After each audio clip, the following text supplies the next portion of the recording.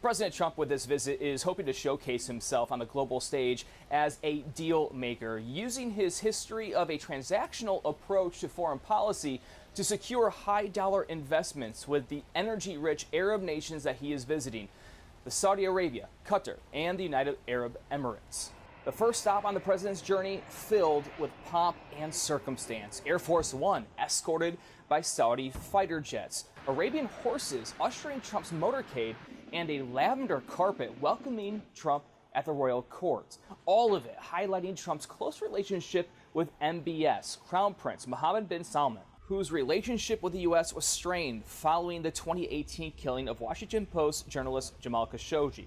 Trump and Riyadh signing some of the multiple new agreements with Saudi Arabia. The White House today announcing Trump secured a $600 billion investment by the Saudis, with $20 billion pledged for AI data and energy infrastructure in the U.S. Also included is an expansive defense partnership valued at nearly $142 billion. That part of the deal encompasses cutting-edge military equipment and services from over a dozen American defense firms. The president saying this at the U.S.-Saudi Investment Forum. The U.S.-Saudi relationship has been a bedrock of security and prosperity.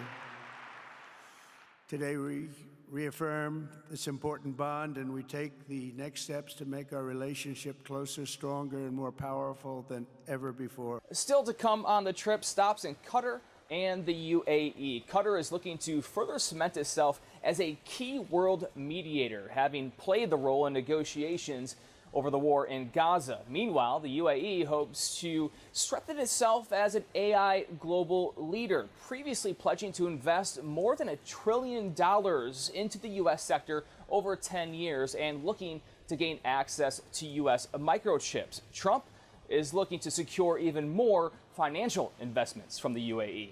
His trip ends Friday. At the White House, Brian Abel reporting.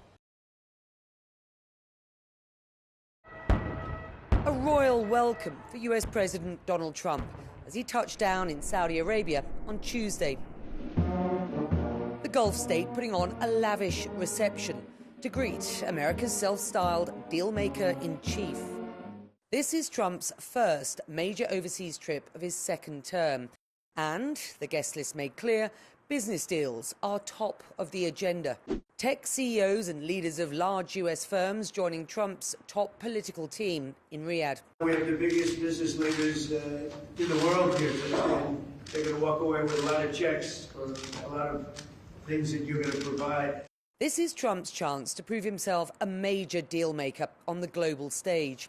He suggested 2 million US jobs could be created as part of his visit. The region is the new Europe in the mindset of President Trump. Clearly, he sees this region as a big priority area for his own economic agenda when it comes to securing deals for American companies that want to make sure that they have access to overseas markets. But while the fanfare was obvious, the finer details of what was signed not immediately clear.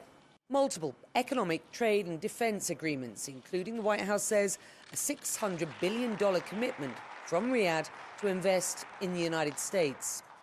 Officials here, who have huge economic ambitions themselves, insist this is no blank check, saying the deals will bear fruit for both sides. And I use trade to... In his keynote speech on Tuesday, Trump highlighted what he described as the, quote, modern Middle East.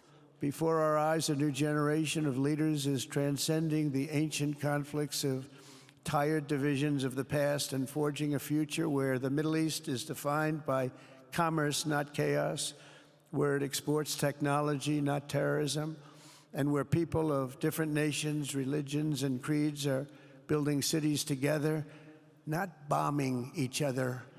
It was a welcome message to Saudi Crown Prince Mohammed bin Salman, the Gulf state's de facto ruler and a key Trump ally since the president's first term in office. The visit here is the first on a 4-day tour of energy-rich Gulf Arab nations. Getting bigger and bigger. Next up, Qatar and the UAE, also keen to cast themselves as indispensable business partners and key intermediaries in conflicts from Gaza to Ukraine. Becky Anderson, CNN, Riyadh, Saudi Arabia.